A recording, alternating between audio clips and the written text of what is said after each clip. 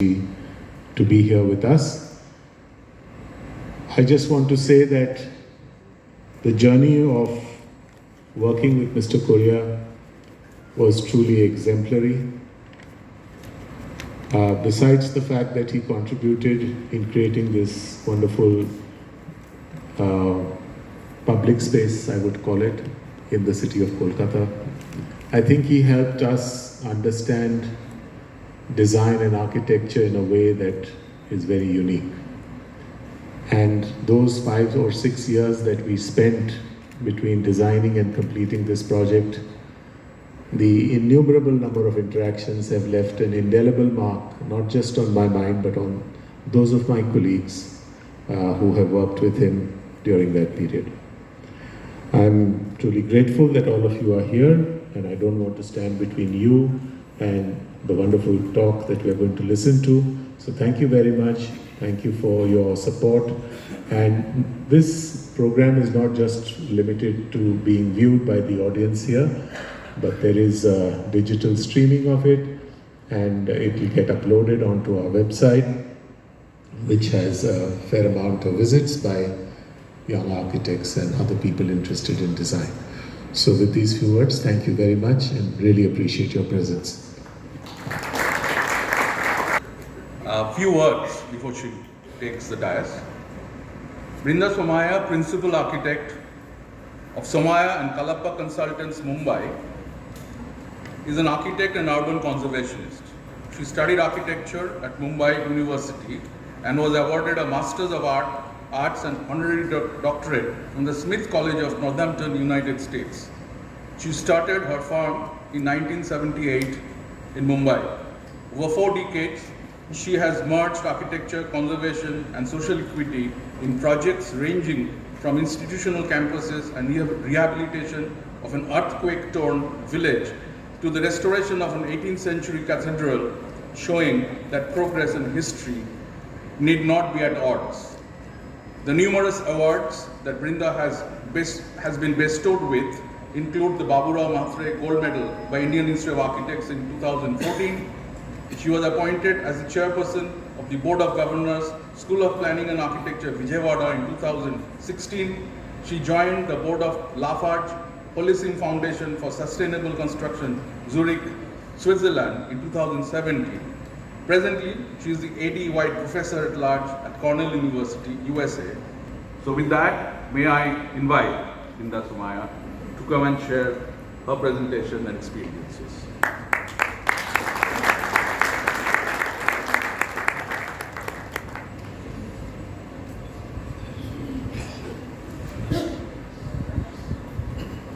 To be here this evening, and I would like to particularly thank Mr. Harshvardhan Neotia and the Ambuja Neotia Foundation for this invitation, and also Ashish Acharya, who never gave up. I think for many years we've been talking and trying to get us here, then the pandemic came and I couldn't make it, but thank you, Ashish, for your dogged determination.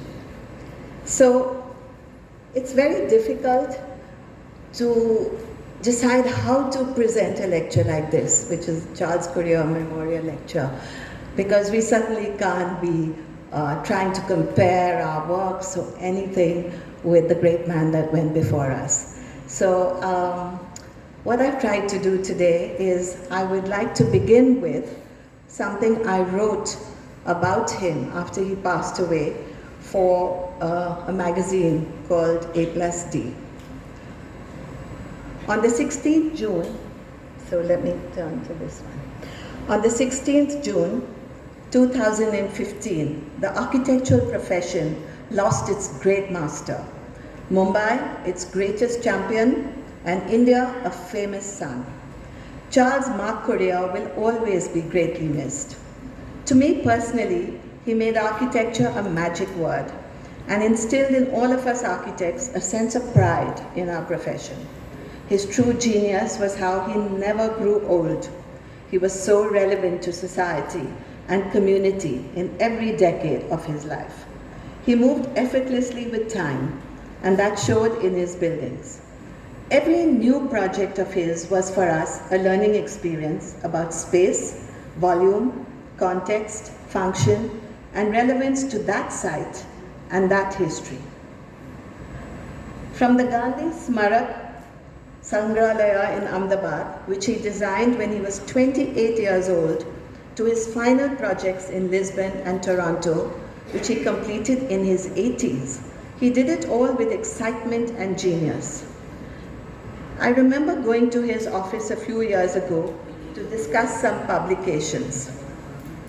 A few minutes into our conversation, he began talking about his project in Portugal. And before we knew it, we were caught up in his excitement as he ran us through his thoughts, his images of the building complex, and why it was so meaningful to all concerned, being a research and diagnostic center. It was an afternoon I will never forget, because that's the gift, amongst many others, that CORREA had. He included his listeners in his dreams, his thoughts, his beliefs, and inspired us to go forward like foot soldiers and see what each one of us could do as our profession marched ahead. He made us strive and believe in ourselves and in others. I loved reading his books, his essays, and hearing him talk. Like his work, his writings were also inclusive and so easy to read and understand, but with deep meaning. No complex words and sentences, no complicated structure, no looking down on the rest of the world, but just wonderful stories and essays with tales like Learning from Eklavya, Roots and Bridges, and What One Learned from Corbusier. Covered architecture, literature, poetry, music, and in between anecdotes with his unique humor, lightening the deep and important messages he was conveying to all of us. At his funeral mass, which I attended, the priest said that while we will miss him, we must also celebrate his life and work hard towards fulfilling his vision. I think what we citizens owe him is to ensure that Mumbai, the city he loved so dearly and he always returned to, will finally take his dreams and hopes further. Society failed him with the mill land decision and other urbanization policies suggested by him. His concern for the poor and their needs, particularly housing, still remains unaddressed in our urban areas. Perhaps Mumbai and other cities will now make amends by ensuring that the eastern seaboard that we are now going to develop in the city with the Port Trust lands does not go the way of the mill lands. That would be my city's final tribute, our tribute, to the man who brought our profession and country respect and admiration from all over the world. We all know about Charles and his temperament, his different ways of dealing with things. But I always love this quote, that we can also change our world in a gentle way. So I want to give a little background. Post-independence, we had, of course, the Nehruvian era, when he brought in, of course, people like Corbusier and Louis Kahn to change the idea of what we believed in as colonial architecture and the reduction of vernacular architecture into our cities. So here you have, of course, Jane Drew, and I'm sure many of you know that it was not Corbusier who was invited to do Chandigarh, but it was actually Jane Drew and her husband Maxwell Fry who were invited. But she was very busy working in Africa, so she suggested to Nehru that perhaps Corbusier could come and work rather than her. And then we had women like Yuli Chowdhury, who many of you may not have even heard of, but who worked very closely with Pierre Jeanneret, who was Corbusier's cousin, to work in Chandigarh as well. And of course, Louis Kahn with the IIM, which I will come to later. But we also had at that time, and I'm talking about 1950 to 1970, we had photographers, artists, designers, and scientists. And why were they so important? Because they brought in a new culture. We had Homai Vairawala, who was one of the most famous women photographers of that time. We had artists who broke away from the colonial mold and brought in contemporary artwork into India, whether it was Raza or Hussein or Ara. To the bottom left, of course, we had Mr. Homi Bhabha. Here he is at the Tata Institute of Fundamental Research. And finally, to the right, we had Charles and Ray Eames, who were brought in through the Ford Foundation to set up the National Institute of Design. So there was a lot of work going on at that time. And during that time, we had the Indian masters of the 50s, 60s, and 70s. And they were the early pioneers of contemporary architecture. Of course, Charles heads the rest. We had Kanvinde, Raje, Doshi, Rahman, and today we only have Raj Rewal still alive. And of course, they broke away from the government projects. But there were also women at that time, whom many people may not know about. There was Perrin Mistry, who was the first woman architect of India, and many of her buildings still stand in Mumbai. Then we had Praveena Mehta, who worked with Charles on Kanchenjunga, as well as Navi Mumbai with Shirish Patel, Hema Sankalia, who also worked with Praveena, and finally Lavina Modi, who was Pilu Modi's wife, who was our first and I think perhaps only architect who was also a member of parliament. So we had these women also working very actively during that time. I believe, as Ashish said, that I was part of the bridge generation between the great masters and the current generation. But somebody told me the other day, why do you call yourself a bridge? Because we're not necessarily just a bridge. We might be, on the other side of the bridge with a firm foundation. And perhaps that's also true in a way, because people like us have contributed, our generation, a lot. I went to Loreto House. My father was with the Damodar Valley Corporation. And then we moved to Mumbai when I was 8 years old. When he changed his job. So I have one sister. My father was a power engineer and my mother a zoologist. And I first went to an American high school when I was just 16. Subsequently came back, studied at the JJ School of Architecture, where we of course traveled to the Taj and Chandigarh, two places everybody went to. But we had dreams and we were ready to create our own scripts. That's about all of us from in the 70s, in the early 70s. But we worked in India with poor communication and little or no patronage from the government. So we had the masters architects, but everybody else was, apart from the Delhi connected people, were really struggling with difficult times for us. And then we had the emergency also coming up. So we had shortages of every kind. I don't think many can remember. We had to stand in queues even for rice and oil. We had ration shops. And that was in the 70s when we were really building up our practices, the late 70s. So we struggled. The building to the left was my first office. It was a Mali's shed and it had a Mori in the middle of it. Today Mr. Neotia was talking about his first office. So that was my first office.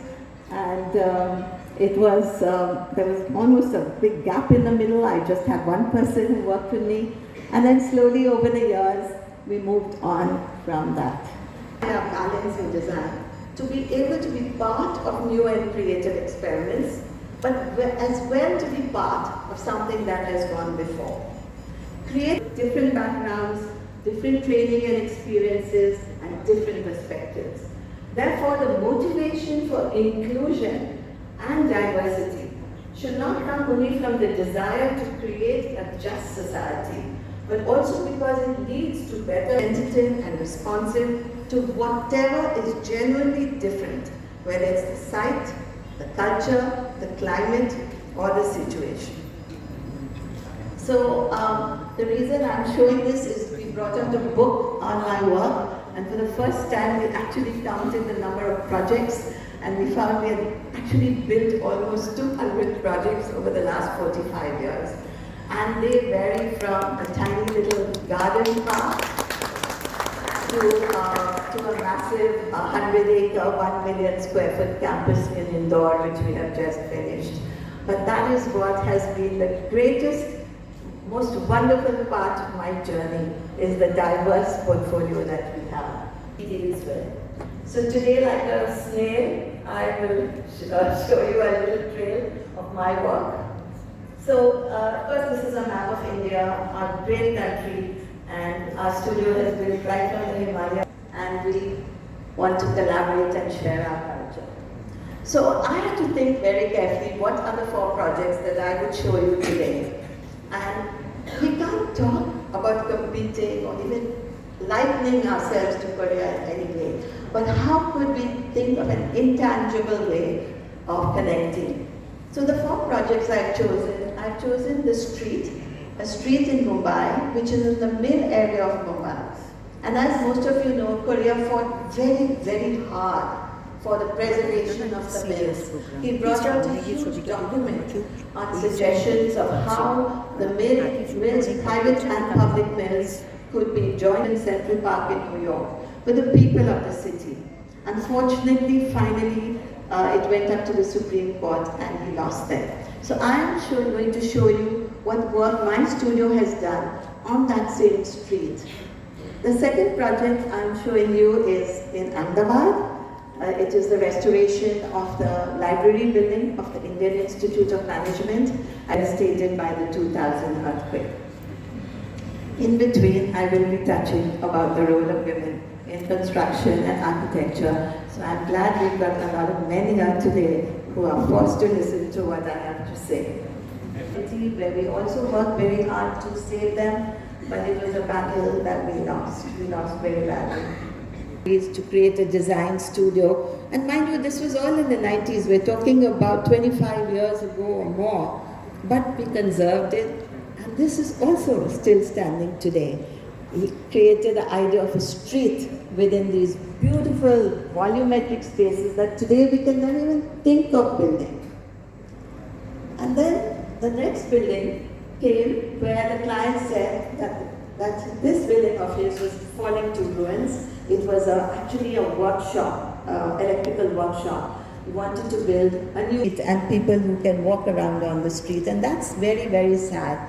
And the new rules in New York City today is that any new building that comes up does not provide any parking at all.